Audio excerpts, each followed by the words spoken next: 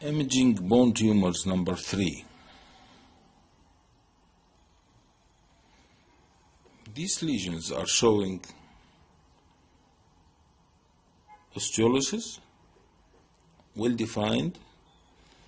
There is sharp definition between the healthy and non-healthy parts of the tumor, minimal bone expansion, or some cortical thinning.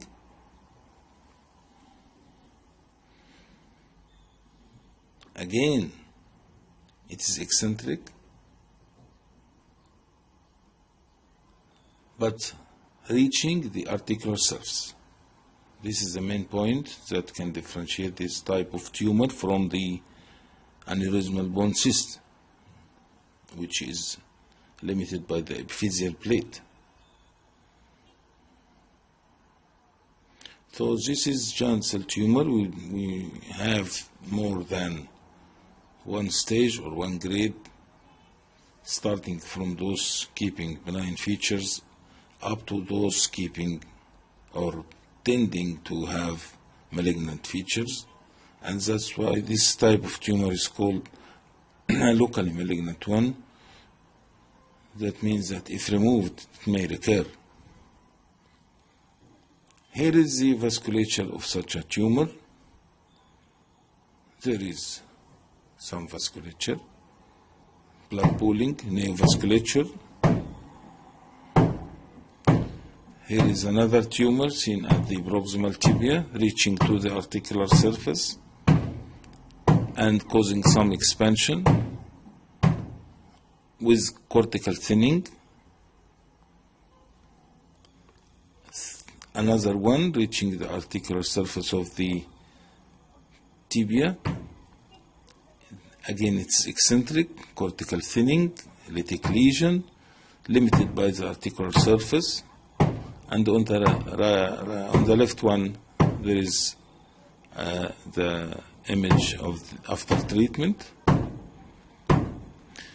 Here is a giant cell tumor of bone by MRI, showing as low intensity in these T1 weighted images. Here is a giant cell tumor infiltrating into the soft tissue, so we should consider the malignant character of the tumor, that is extraosseous spread is evident. And here is a tumor with central necrosis and central breaking down. And the T2 images down show the diffuse T2 hyperintensity of the tumor.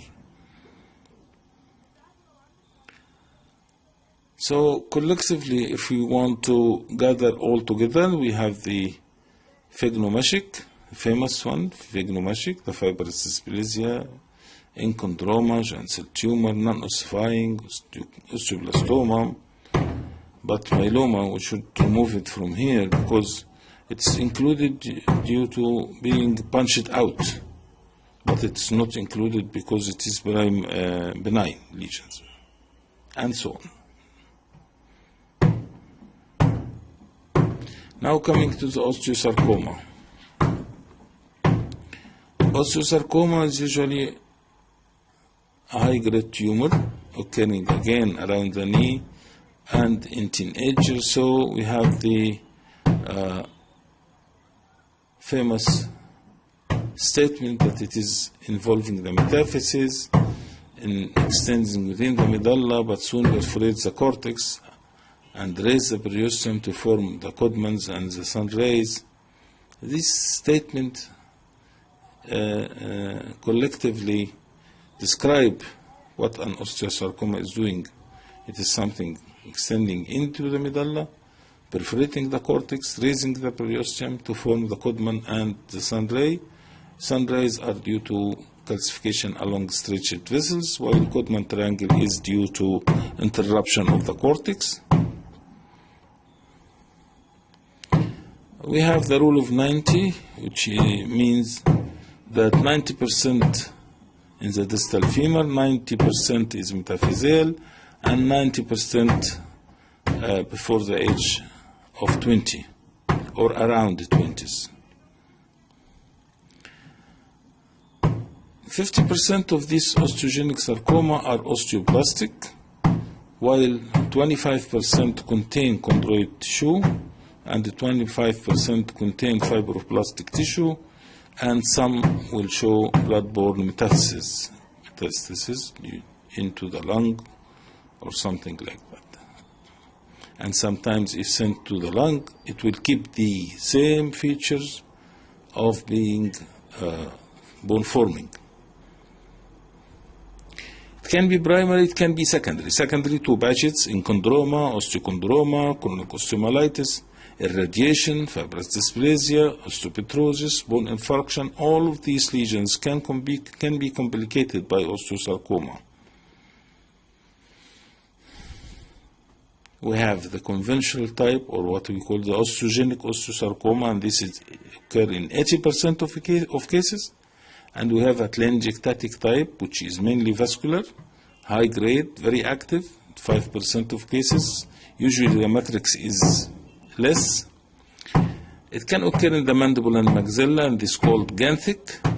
Can be parosteal, can be periosteal, can be multicenteric, and this is rare in 1%. It can be secondary to something else, as we said, some secondary to Paget in chondroma, osteochondroma, chronic osteomyelitis, irradiation, fibrous dysplasia, osteopetrosis, and bone infarction. The differential diagnosis include Ewing osteosarcoma variants. What are the osteosarcoma variants?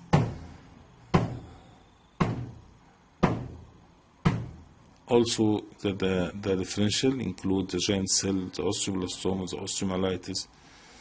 So now we are going to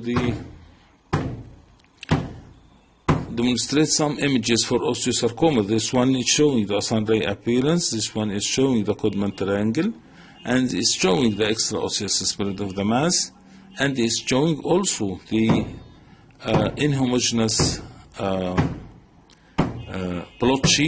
blotchy or patchy calcification within the mass. This group represents a tumor which is aggressive, and that's why areas of no matrix are seen. There is no chance to calcify the matrix. And these are the examples for what we call the aggressive osteosarcomas or the telangiectatic osteosarcoma. This one is showing the definite increased density, the blotches or the patches of bone or masses of bone within the marrow and outside the bone, with extraosseous spread. And these are the examples of the osteogenic sarcoma producing bone totally. This is osteogenic osteosarcoma. Again, this one is osteogenic osteosarcoma, showing in the MRI the sunray appearance and the extraosseous spread. Also in the CT is evident, while in the plane the blotches of bone or the masses of bone within and outside the femur are seen. This one is parosteal. It is definitely related to the periosteum from outside, so we call it parosteal osteosarcoma. The marrow appears clear, but definitely it is partially infiltrated. The mass is bulging into the soft tissues. There is a sign which can sometimes be of value, that it's the line of cleavage between the muscles. So the line of cleavage between the muscles, the intermuscular fat, is preserved in malignant processes, while in osteomyelitis and infection it will be blurred and disappear. Parosteal osteosarcoma. This one here is a high-grade one. There is no way to have these blotches of calcification or even the sun ray, or there is extension into the soft tissue, definite extension into the soft tissue with ill definition of the cortex. This is a high-grade osteosarcoma. Again, this is a high-grade osteosarcoma showing the extent of the tumor within the bone and the extent of the tumor outside the bone and the irregular cortical outline. The isotope study shows the how hot is the tumor. An aggressive pattern of tumor showing extraosseous spread without evident calcifications. In Paget sarcoma, it is a sarcoma on top of Paget. That means it is a secondary osteosarcoma occurring in Paget disease. Paget disease is known by the simple fact that there is increased girth, cortical thickening, and more dense trabeculae are seen traversing the bone. If you find the soft tissue invasion or irregular cortex, irregular periosteal action, and the increased size of the tumor clinically, this will suggest a Paget sarcoma. Radiation-induced sarcomas following radiation when the total dose exceeded 3,000 rads in a period of 7 to 10 years. It often has predominantly lytic nature and markedly aggressive. It arises mostly in the pelvis following the treatment of gynecological cancers. Diaphyseal osteosarcoma is another variant which may cause diagnostic confusion with other bone tumors, and the biopsy, of course, will solve the problem. Multifocal osteosarcoma is another variant. This occurs in children. It's fatal and it usually shows pulmonary deposits. Can be epiphyseal also.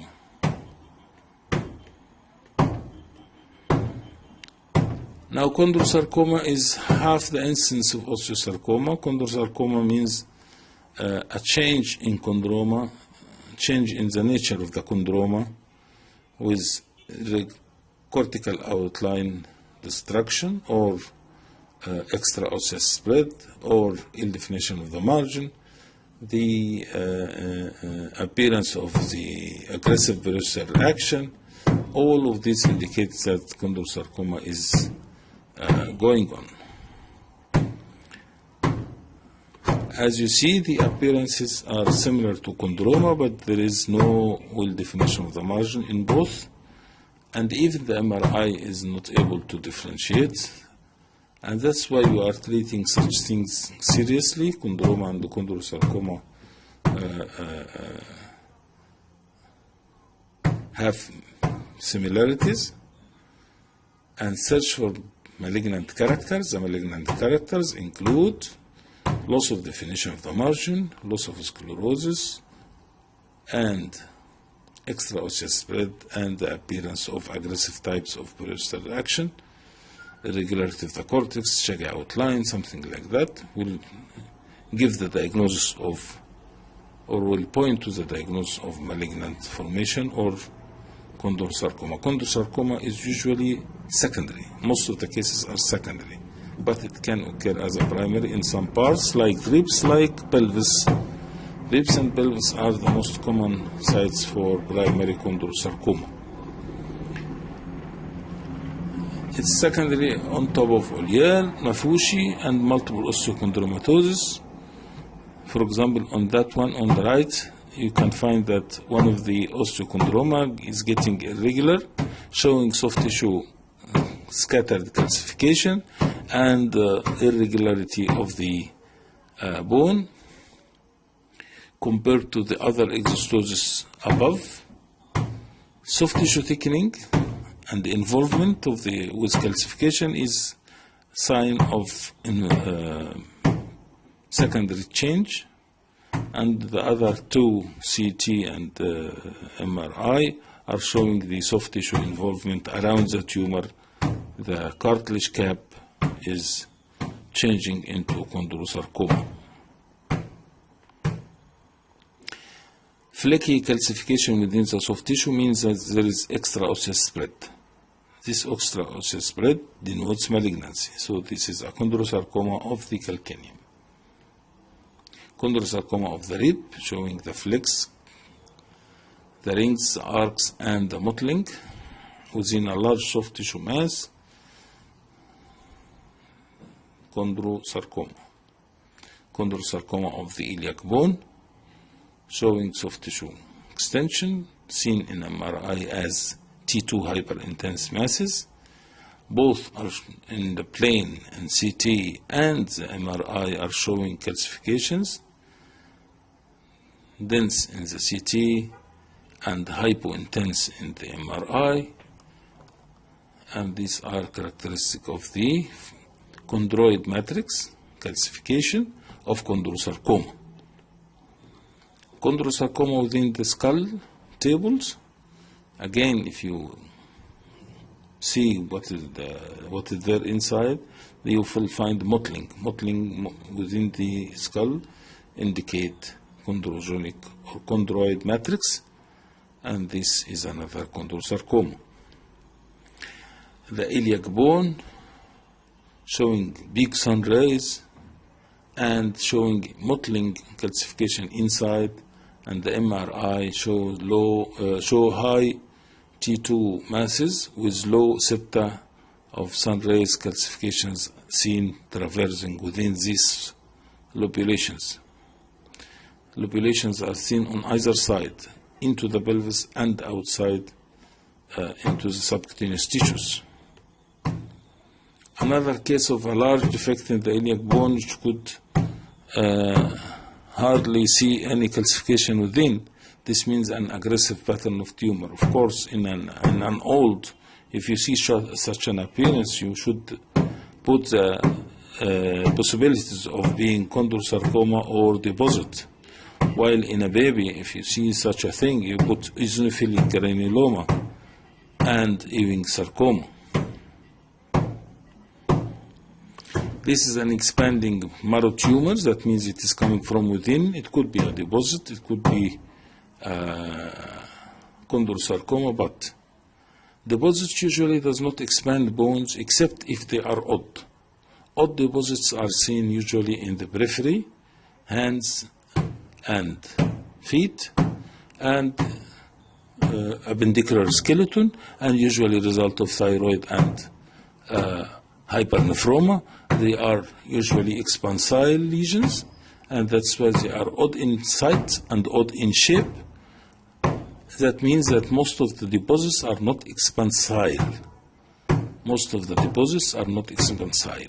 So such an appearance with marrow mass starting in the marrow and bulging the bone, expanding the bone with destruction and soft tissue extension is usually a primary lesion of the bone and not a secondary one. This is another chondrosarcoma.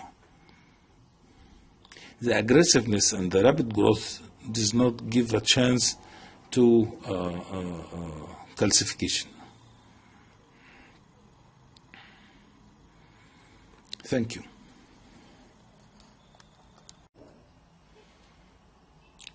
Imaging bone tumors number 4. Adamantinoma, sometimes called malignant angioblastoma. Adamantinoma is usually related to trauma. Adamantinoma is usually creeping. That means you can find multiple foci related to the core or the start of the tumor, and that's why it is extending longitudinally. It's locally malignant. If removed, it will recur. Probably related to fibrous dysplasia and should be differentiated from fibrous dysplasia. But mind you that fibrous dysplasia does not destruct cortex. And here we can find that the cortex is interrupted in many sites. Adamantinoma, rare tumor. Chordoma. Chordoma is usually resulting or growing in the sacrum or in the upper cervical spine, and usually result in a large soft tissue masses in young age, but it has another peak in older patients. This is how chordoma appear as a soft tissue mass related to the sacrum. T1 hypo, T2 hyper, large masses of soft tissue.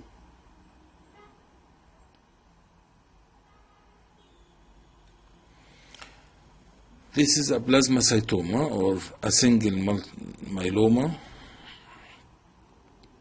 Of course, this one should be considered in the differential of osteoblastoma in young age, but luckily you will find this type of tumors occurring in older ages, 40s and up, because multiple myeloma tends to occur in olders. Soft tissue mass involving the vertebra and appendages, extending into the spinal canal and bulging around the vertebra. And if you have the chance to look carefully, you will find inside some fluid. That's why we said aneurysmal bone cyst is not always the only one for this. Vertebra plana. Vertebra plana is characteristic of eosinophilic granuloma, an infiltrative process of the marrow. And here we get the famous Ewing, round cell tumor of bone, the malignant forms of the marrow tumors. If you remember that we said that benign forms are eosinophilic granuloma and giant cell tumors, while the malignant forms are the Ewing, the reticulum cell, the multiple myeloma, the leukemia, the lymphoma, the lymphosarcoma of bone, and the malignant malignant fibrous histiocytoma. In Ewing, you can find that there are some supporting evidence. The age may be, the site is diaphyseal or shaft, and the lesion is ill-defined within the shaft, and usually there is soft tissue surrounding. That means a reactive inflammatory process occur, and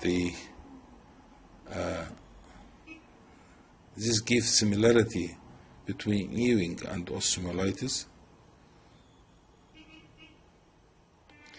Of course, being malignant, we should have some pattern of malignancy. First is the extraosseous spread, second is the sunray appearance or onion peel, and here you can define the sunray appearance.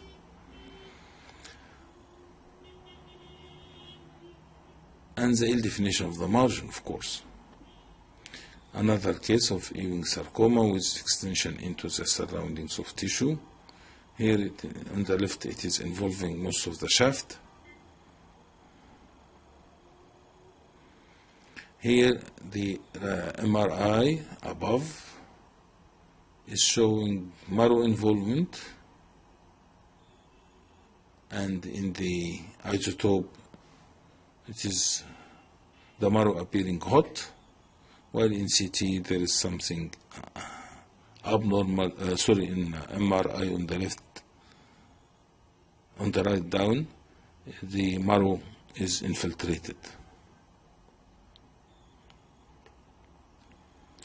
Multiple myeloma is the most common primary malignant bone tumors. The Ag incidence is above 60. Can involve any part of the bones, sharply defined, purely lytic. Pathological fractures are common, and bone scan may be negative or usually negative. These are multiple myelomas, punched out erosions within the marrow, within the diploic space, within the marrow of the ribs,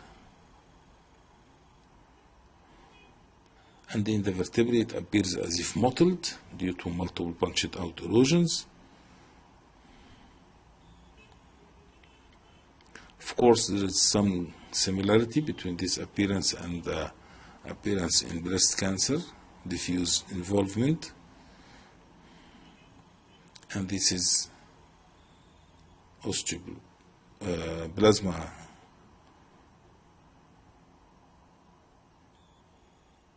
cell tumor of bone or multiple myeloma in the vertebrae. Multiple myelomas involving the femur, the humerus, the skull. Multiple myelomas involving ribs, involving hip bones. Now the reticulum cell sarcoma is again cannot be differentiated from any round cell tumor, lymphoma, lymphosarcoma, myeloma. All can appear like this, and of course Ewing, if the age is young, if the patient is young, you can consider Ewing sarcoma, but in older patient you give this differential diagnosis as round cell tumor of bone.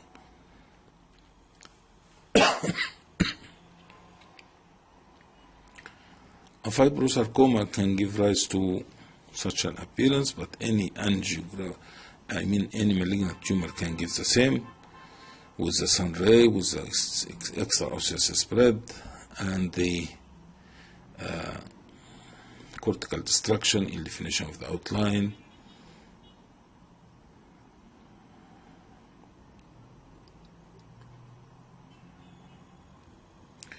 This is the malignant fibrous histiocytoma with involvement, but we cannot again differentiate. All are infiltrating round cell tumor of bone.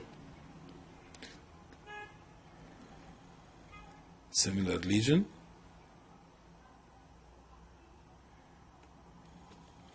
Now coming to the solitary dense vertebra. Solitary dense vertebra could be a deposit, could be lymphoma, could be Paget. Dense lesion in the bone could be osteochondric sarcoma, could be lymphoma. Widespread involvement suggests more lymphomatous infiltration rather than osteosarcoma, and of course this is related to the age and the other lesions seen in the bone. So as a rule, if you find a lesion and you think that this is solitary lesion, please go and do a skeletal survey. Skeletal survey is a limited one. Limited skeletal survey could include lateral skull, chest PA, pelvis AP, lateral for the dorsal, lateral for the lumbar spine. You should include in the pelvis both proximal parts of both femora, and you should include and chest X-ray including both shoulders. Lymphosarcoma. Different patterns of dense sclerosis of the bone, which could be deposits, could be lymphoma, could be Paget. These are the differential. Of course, this one is due to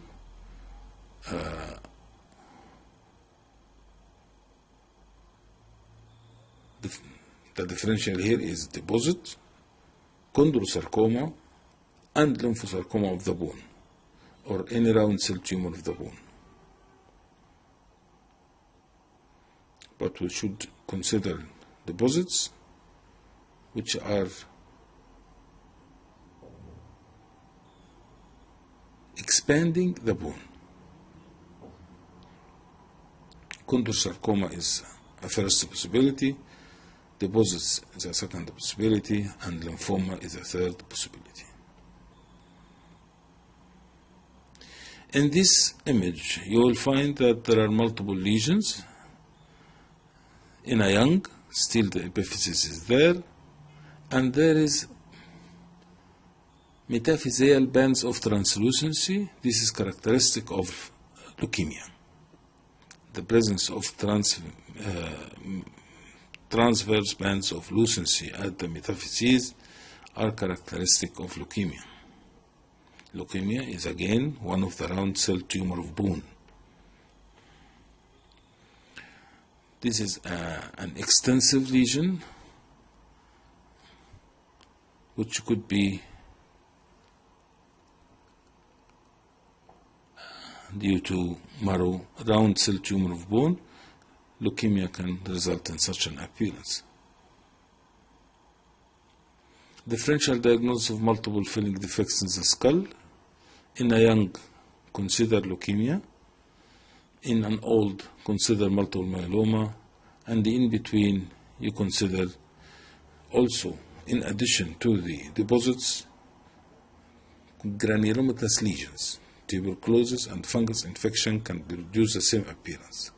So in the young, consider the eosinophilic granuloma, and in the old, consider the multiple myeloma, and in between, consider deposits and the granulomatous infiltrations, which can give rise to such an appearance.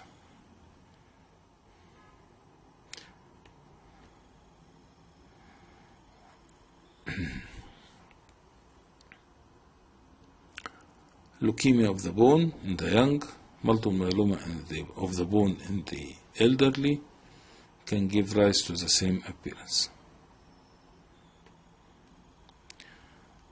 Round cell tumor of bone, ill-defined margin, permeating, thinning the cortex, destroying the cortex in some parts, and of course this is an example of a malignant round cell tumor of bone.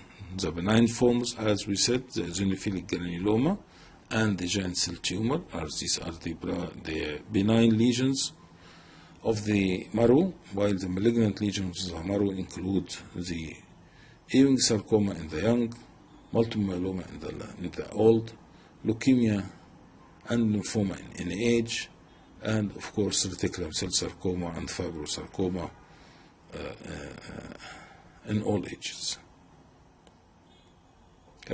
Malignant round cell tumor of bone. Metastatic deposits.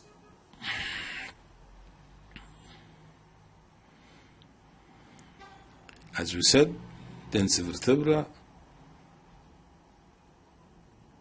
destroyed part of a vertebra, and multiple skull defects. If you see the spine shows contrast within the spinal canal, limited at the level of the affected vertebra, denoting epidural extension with compression on the spinal, compromising the spinal canal. This was the modality used before the invent of the MRI. In the skull, as we see, there are multiple filling defects, and we already have the differential diagnosis for that. And in the vertebra, you can give the dense vertebra. You can see the dense vertebra. Dense vertebra could be, as we said, Paget, lymphoma deposit. And in the isotope, you have multiple lesions. Multiple destruction, multiple foci of osteolysis in the vertebra and in the sacrum and iliac bones, deposits. Multiple, even the liver is seen full of deposits, and the vertebrae multiple levels. They are not continuous. There are some healthy vertebrae in between. And the disc spaces are usually preserved, the rule. The disc spaces are usually preserved in deposits, but you can have vertebral collapse, as in the mid-dorsal one. These are all examples of deposits. If you check the MRI, you will find deposits in the liver and deposits in the kidney even in the kidney, plus vertebral deposits. Multiple deposits. See, the marrow of the vertebrae is changing. It's not a healthy marrow. It's not fracture. These are replacement of the marrow by another tissue, which is due to the metastatic deposits with compression of the vertebrae and epidural compression on the cord, compromised spinal canal. Odd deposits, as we said, means odd in site, odd in shape. Odd in site means it can affect the periphery, appendicular skeleton, and odd in shape that it can be expansile. And these two can result from thyroid hypernephroma and chest deposits.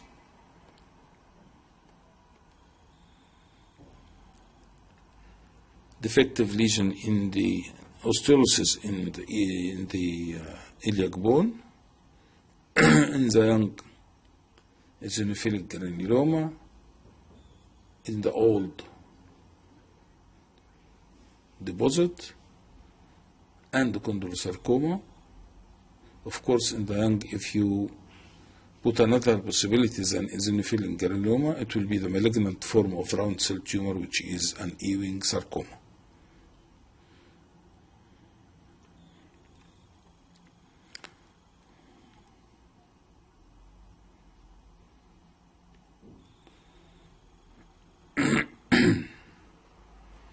As we said, metastatic deposits usually is not expanding the bone, except in odd deposits occurring in appendages. Here we have chondrosarcoma involving the ileum. Thank you. Imaging bone tumors, number 5. Soft tissue tumors. The location usually determine the type.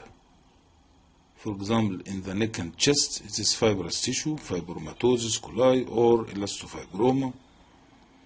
In the anterior abdominal wall, it is desmoid. In the thigh, it's a sarcoma. In the knee, it is a pigmented velonodular synovitis, also in the ankle. Ganglion cysts, synovial sarcomas, and xanthoma of the Achilles also exist. So according to the location, usually the tumor is sometimes related.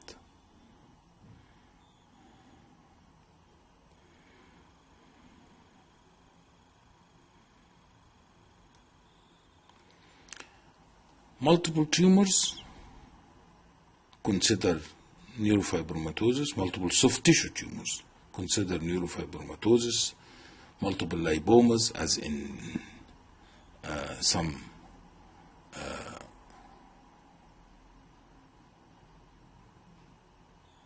diseases, as neurofibromatosis again.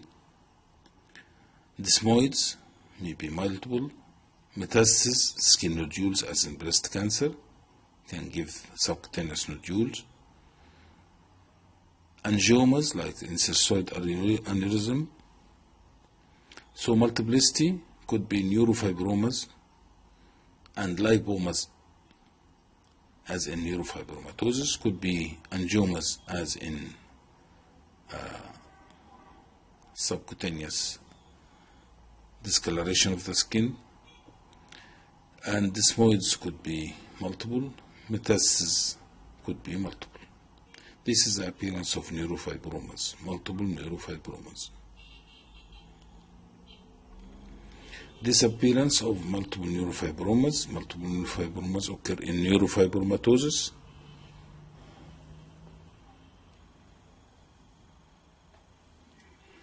Mafushi, hypercholesterolemia. These are the syndromes we can find, and the neurofibromatosis is a syndrome which can present two, either neurofibromas or lipomas.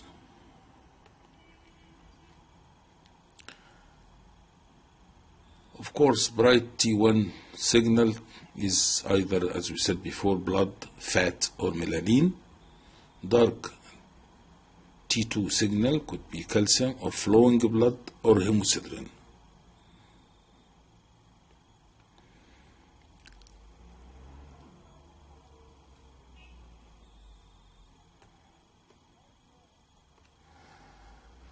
High signal on T1, that means a hematoma. But fatty tissue can give the same, and melanoma can give the same. This is an example of a hematoma, common sight in sport injuries. It's something homogeneous, something well defined, and some showing high signal intensity due to blood. In this one, due to hemosiderin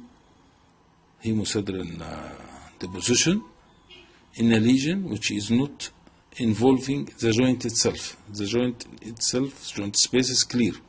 It is something related to the joint. It is synovium. And this is a typical example of the low T2 intensity of the pigmented velonuclear synovitis. And as we said, low T2 signal can be seen in calcification, in flowing blood, in hemosiderin deposition, and in some fibrosis as fibromatosis, desmoid, elastofibroma, all can show this low signal on T2. So low signal on T2 is not confined only to fibrous tissue and bone, but can also be due to flowing blood or hemosiderin deposition. And this is the best example of hemosiderin deposition in pigmented velonuclear synovitis. It's a tumor which is related to synovium and not related to the joint.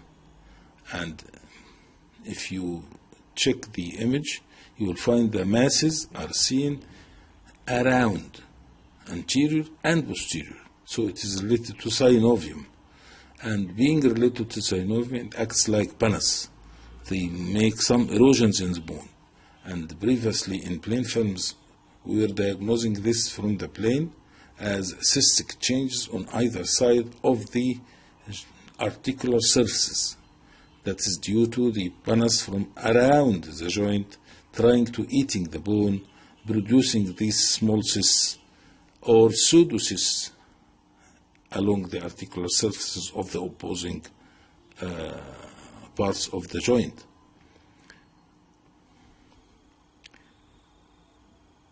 Neurogenic tumor, by virtue of that it occurs along nerve, it should be something longitudinal. That's why it will be something fusiform or something having branching as branches of the nerve. And if you cut it axially, transversely, it will show a target lesion. Neurogenic tumors are either benign or malignant.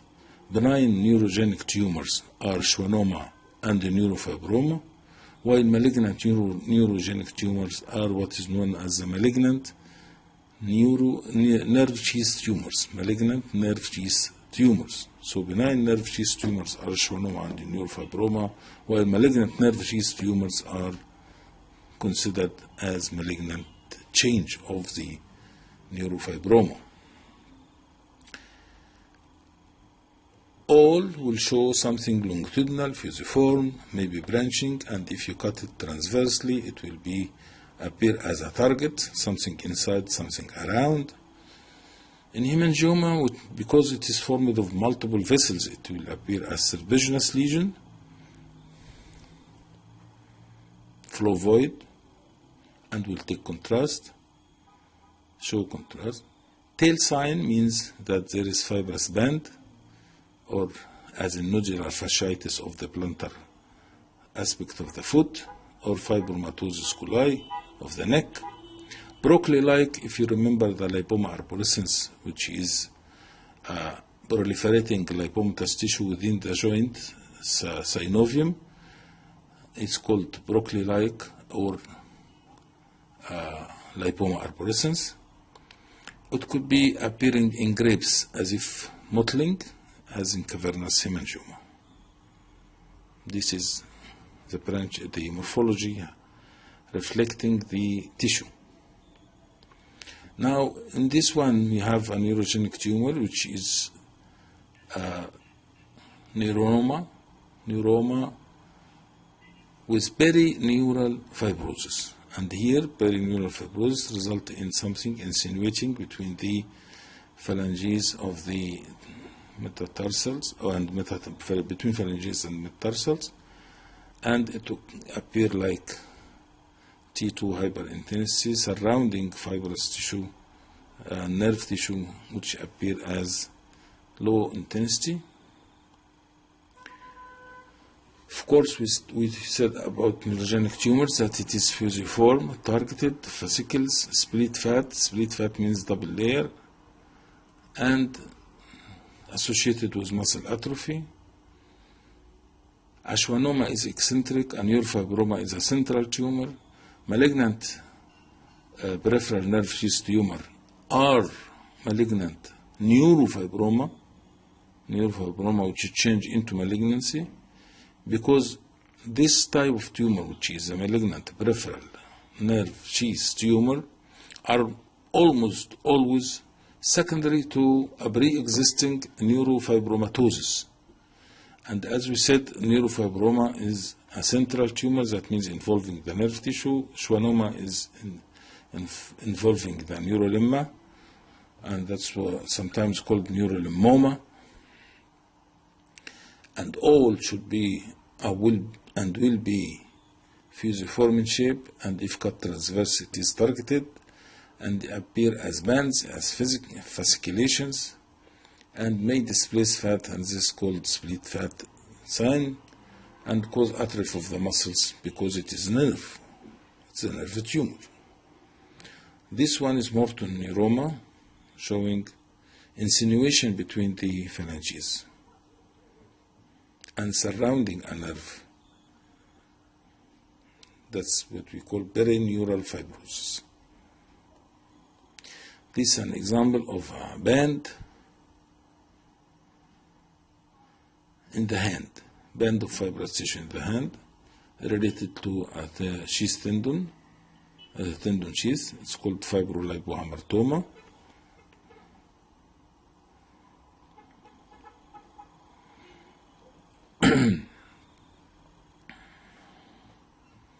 And this is called the fascicular sign, means the tumor is appearing as fasciculations. Neurogenic tumors can give the same appearance, fascicular sign.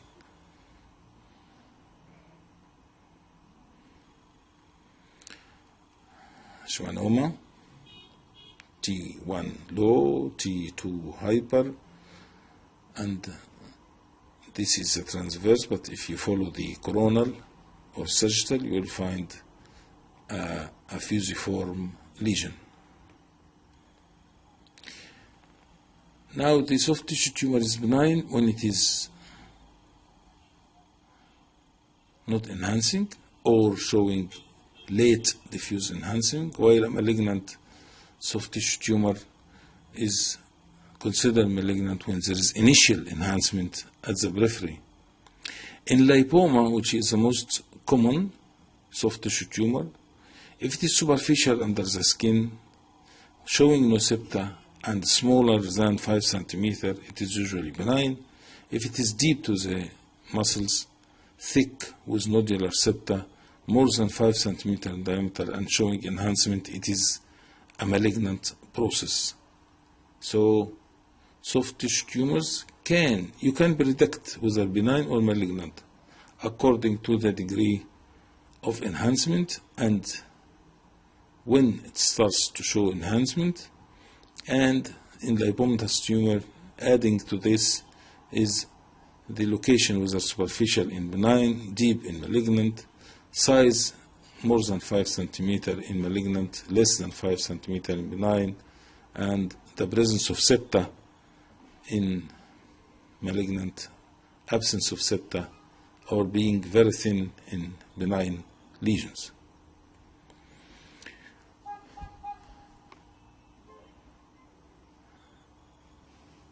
So if there is something subcutaneous superficial to the fascia, it is usually a benign lipoma. If it is intermuscular with split fat splitting the fat, it is usually something as liposarcoma, or if it is fusiform, it is a neurogenic or fibrous band. Intramuscular could be the same, could be either lipoma or liposarcoma.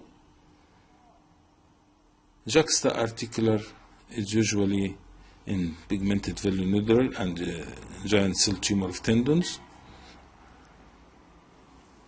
and chondromatosis.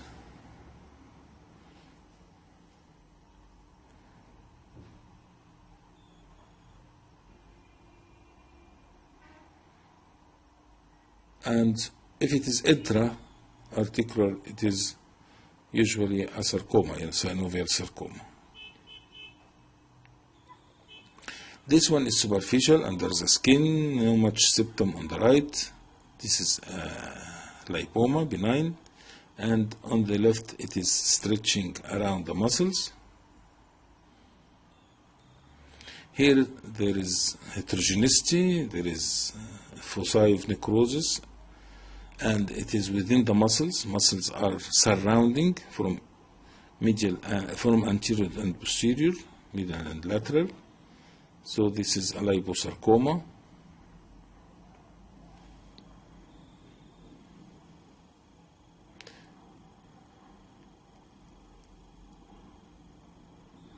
And again, if we repeat again, you are suspecting malignancy if you have more than 3 to 5 centimeter. If it is inhomogeneous, it's something heterogeneous and showing early enhancement, and there is foci of necrosis within and surrounded with muscles, please consider it something malignant till otherwise proved.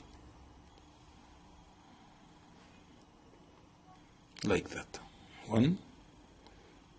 Here the cortex is also invaded. Here is malignant process showing multiple septa within the muscle, within the mass, in between muscles. On the right, this is an old hematoma. In the middle, there is a hemangioma showing flavoids, and on the left, this is a hemosiderin-laden tumor around or related to the synovium, around the joint, and this is pigmented velonodular synovitis.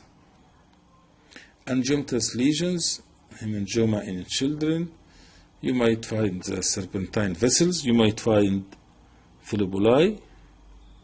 Lymphangioma could occur in the neck, in the axilla, in children,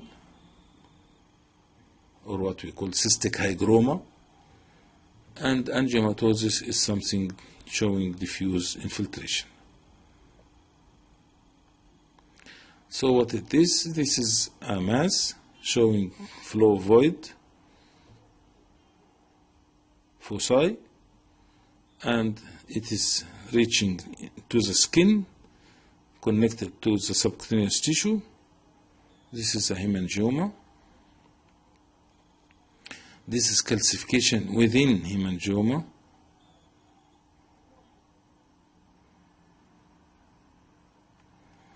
And this is an enhancing tissue, recurrent fibrosarcoma. Sorry, this is T2 with its images showing edema in a recurrent fibrosarcoma.